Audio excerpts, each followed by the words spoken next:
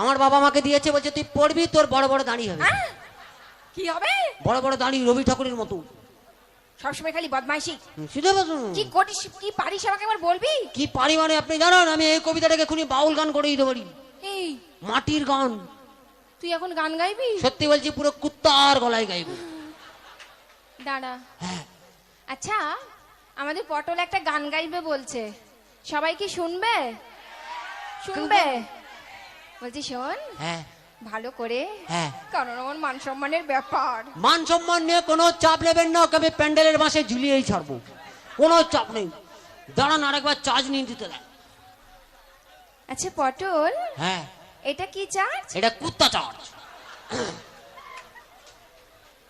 ওরে আতা গাছে তোতা পাখি, ওরে আতা গাছে তোতা পাখি, ওরে ডালিম গাছে তেজে মো, মাঝরাতে জেগে দেখি পাশে নেই বউ, ভোলা মন মাঝরাতে জেগে দেখি পাশে নেই বউ।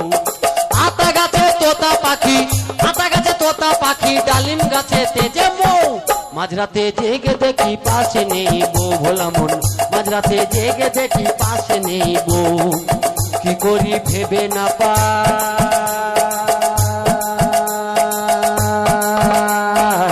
সবার শেষে পড়লো মনে আমার তো বউ নাই, আমার তো বউ নাই।